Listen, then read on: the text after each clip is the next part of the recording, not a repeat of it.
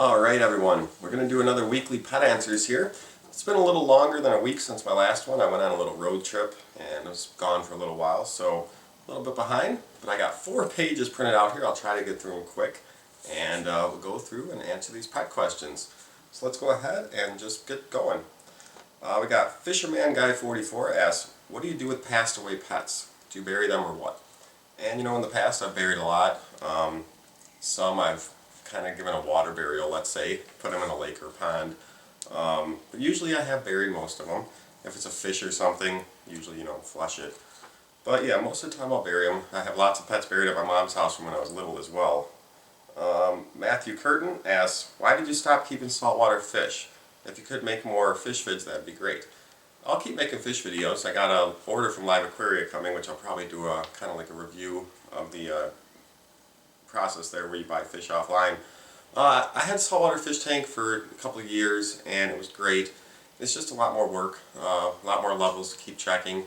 It's not really that hard, but it just was, you know, it was a little more work, and I decided to do a freshwater community tank now. That's what I've converted my saltwater tank in from the past into. So that's the tank I'm working with now. Saltwater's great, freshwater's great, but you know, I just changed. I'm sure I'll have a saltwater tank in the future again at some point. Reptile Conversationalist asked, do red-eared sliders poop a lot? Well, sure, they eat a pretty good amount, and turtles are pretty messy. That's why most people recommend having at least twice, even 3 or 4 times the amount of filtration of the tank size. So you have a lot of extra filtration on a turtle tank, because they do eat and poop a pretty good amount. Simply Chloe asks, my hedgehog poops a lot. Lots of poop questions. Is it normal or should I limit her food? For a hedgehog, you know, again, they'll eat a good amount sometimes, and sometimes they'll poop a good amount. Basically, you want to make sure your hedgehog's not getting too large or too skinny. As long as they stay at a weight that seems pretty healthy, you should be fine. Just adjust if you think they're getting too large or too skinny. It's less about how much they poop and more about the size of their body. Patrick Kawa asks, can you do a video on piranha care? And you know, I used to raise piranhas from little to larger and sell them back in college. They were a lot of fun. They're pretty easy to keep, actually. I might do a video on them, but I don't currently have any, so I can't show them as I'm doing a video. But they're pretty easy. If you want them to grow fast, bloodworms are great. You'll get them in frozen cubes. They love those when they're small, and it'll help them grow fast. Team Ender, do ferrets get along with dogs?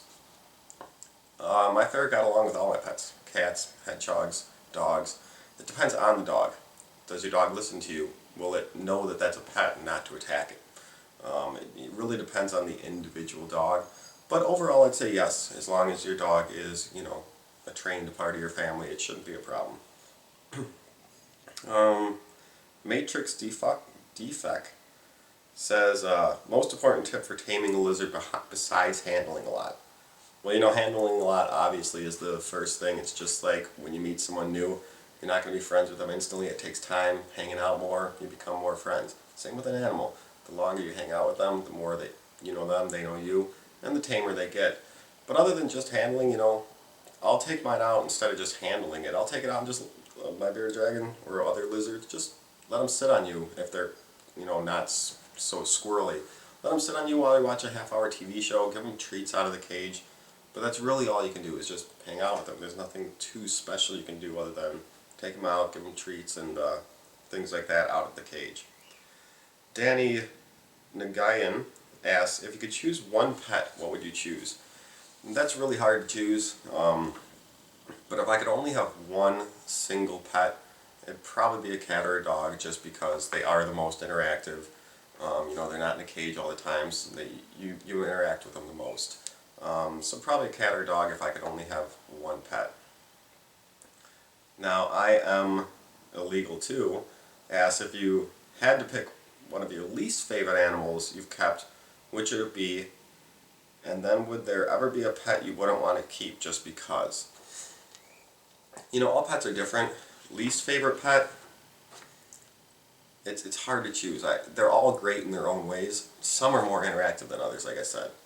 Least favorite pet might be one that I never handled. Let's say, I don't know, I had like hermit crabs in saltwater tanks. I had crayfish in freshwater tanks. You never handle them, but they're cool to watch. It's hard to say a least favorite pet because, you know, they're all different. They all have their own ways of life and they're all fun to watch or interact with.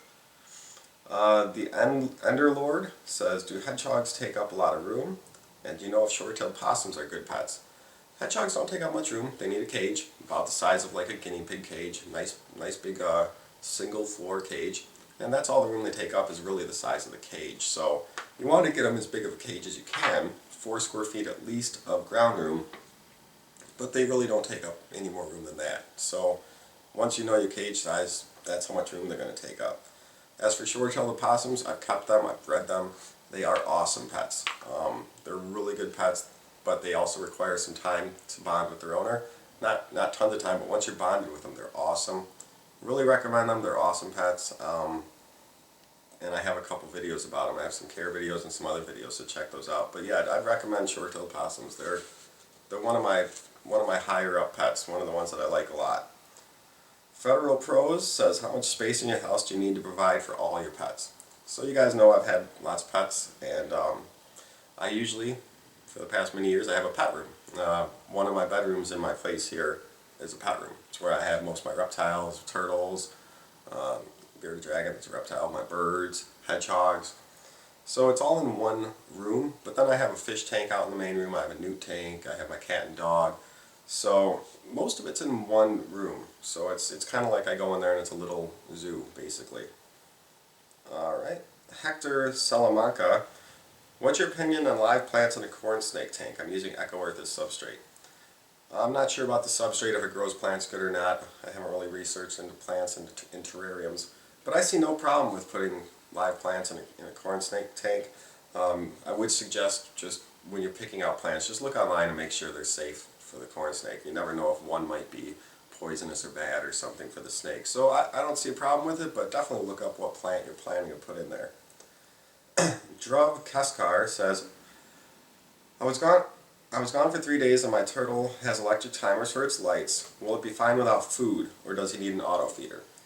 If it's seriously just 2 to 3 days, you might be okay. I'd suggest feeding extra the couple days before you leave. Put some food in there.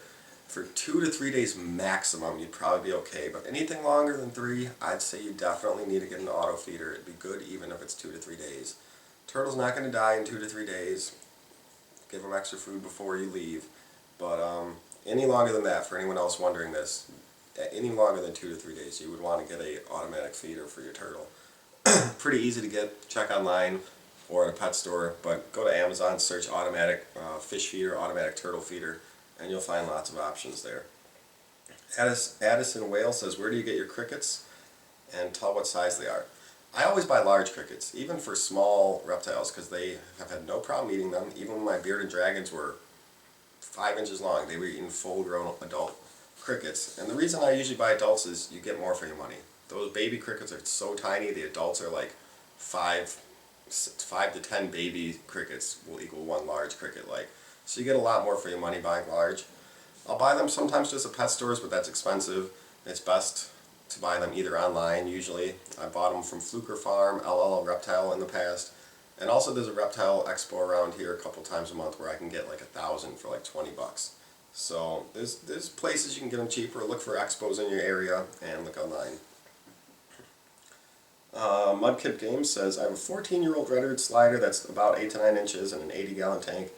I was wondering if I could put anything with him like another turtle, snail, pleco, or fish like a goldfish. Or angelfish. And I would say, I'd stay away from fish. A large turtle like that's probably going to nip on any fish that's in there. A pleco, again, he'll probably nip that, but that's a better chance than a fish that's swimming around the middle like a goldfish or angelfish. He's going to eat those right away. Snails might be okay. I'm not sure if he's going to go after a snail, but really turtles, especially a big one that's lived alone like that, he's probably territorial of his tank. He's probably going to eat almost anything you put in there.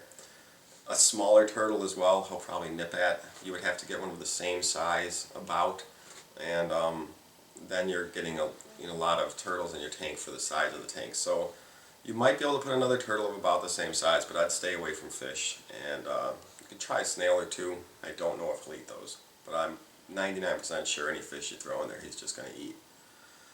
Pro Gamers on live. Earthling, I'm going to get a ferret soon, but I don't want it upstairs. If I scruff him or her when he's going upstairs, will he eventually not?